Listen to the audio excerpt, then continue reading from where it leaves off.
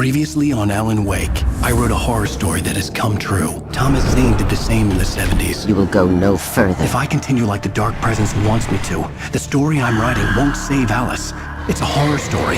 No one will survive. You knew Zane! Thomas Zane! You're the Lady of the Light in the song! He left something behind to help me. The clicker. Alan thought of this as he stood on the rim of Cauldron Lake, the clicker in his hand. He took a deep breath and jumped. I can get to her now. I can finish this.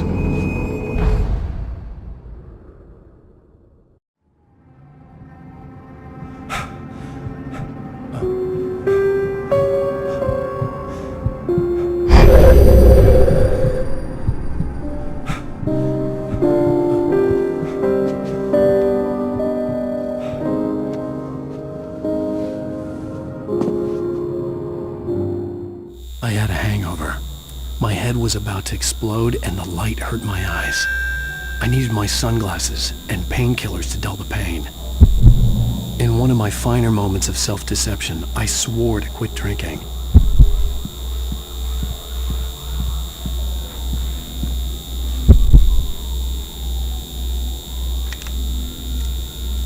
The sunglasses made the world look bearable.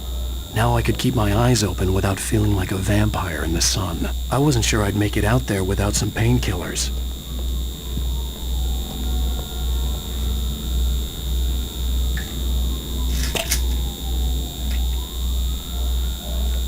The pills worked fast. The prospect of being awake started to seem bearable again.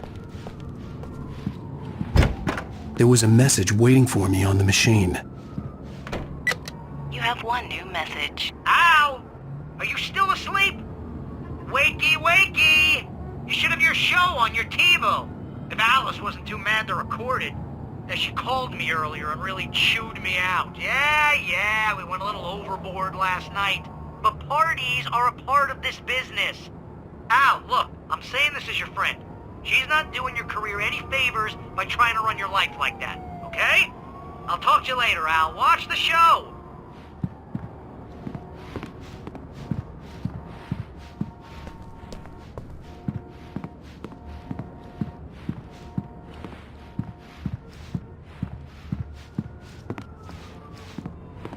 I'd been a guest on the talk show the previous night, talking about my latest book.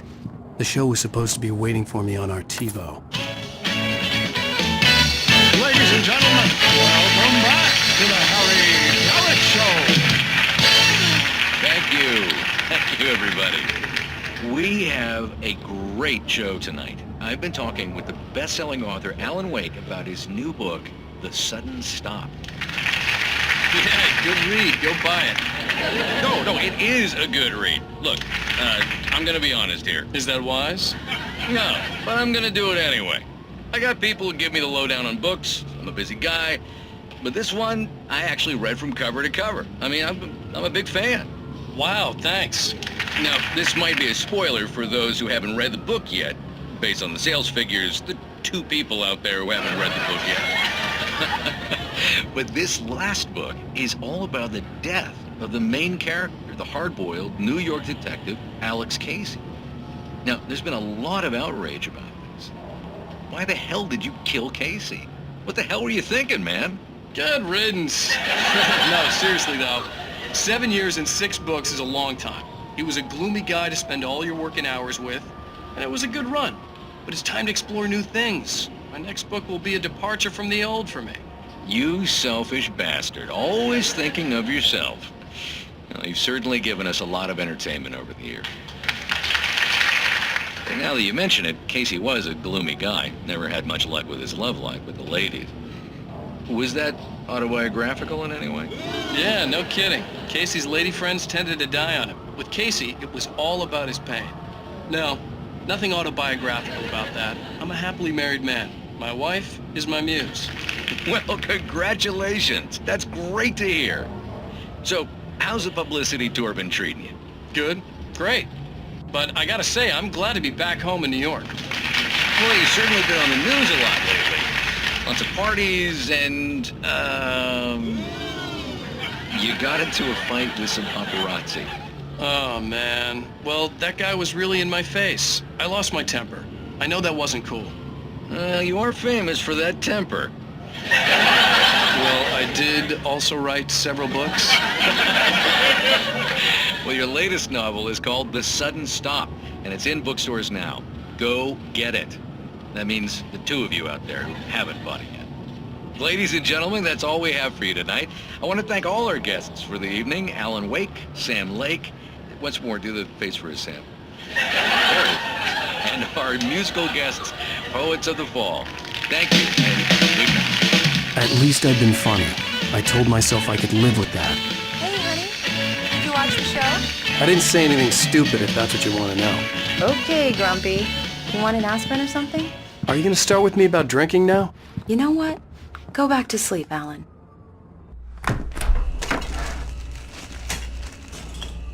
What? Now you can't even talk to me? Well, this morning I was angry because you said you'd be home at midnight and you showed up at 7 a.m. and passed out in mid-sentence. Now I'm over it. Are you angry? This goddamn tour. It's gotten out of hand. Oh, honey. It's almost over, right?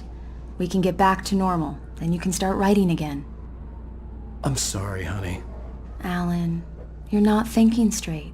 Just take a shower and go back to bed, huh? Yeah, you're right, honey. I'm sorry. Once this is over, let's go away together. A vacation. Just you and me. Some peace and quiet.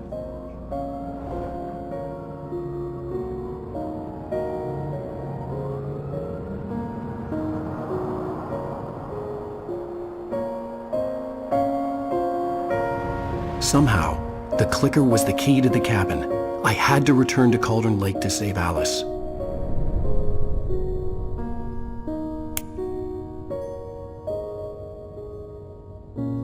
I'm going back to the lake to finish this.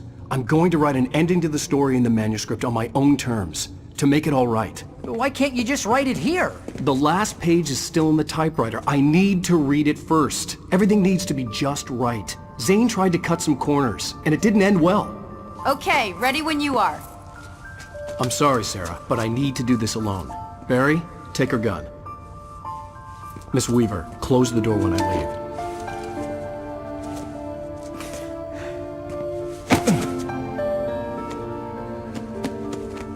Good luck, Al. See you later.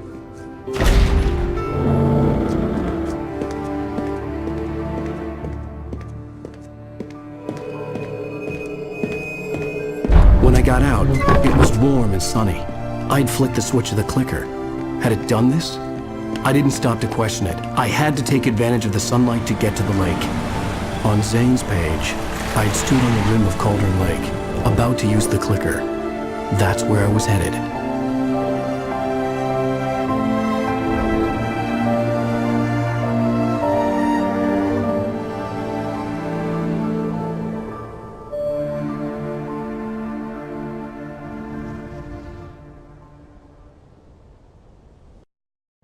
Alone, in daylight, surrounded by the beauty of the Pacific Northwest landscape. It was hard not to let doubt creep in one last time. I could still chalk everything up to a dream, a delusion. I had enough imagination to make up something like this, having been in the cabin all this time, trapped in a story inside my head, gone mad from grief over Alice's death like Hartman had claimed. There would be no way of knowing. I told myself it didn't really matter. My course was set.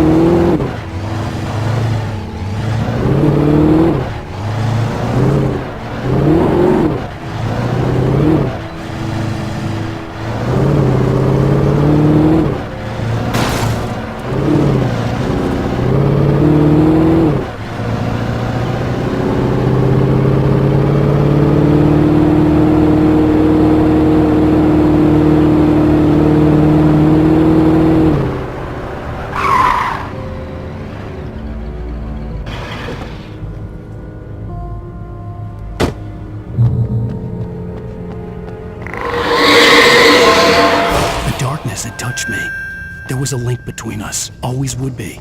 I could feel its presence again, getting closer.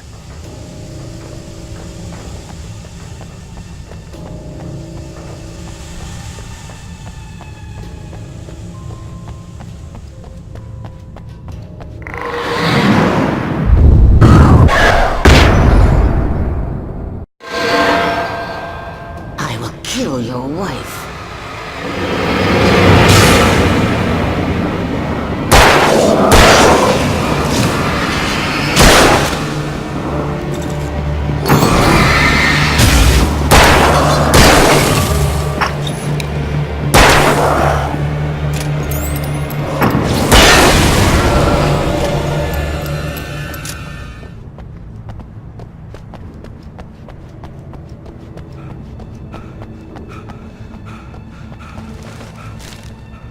The dark presence was no longer trying to capture the writer so he could create the ending it wanted.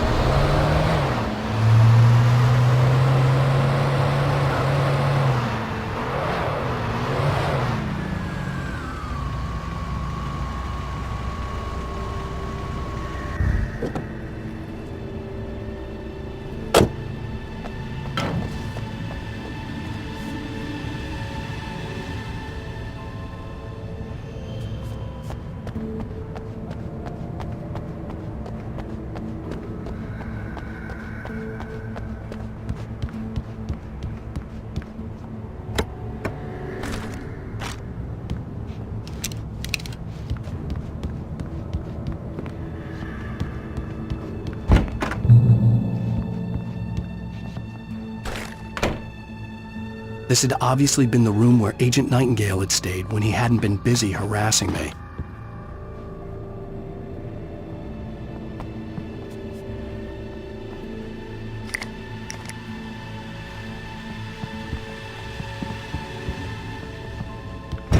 Look after yourself, Could have fooled me.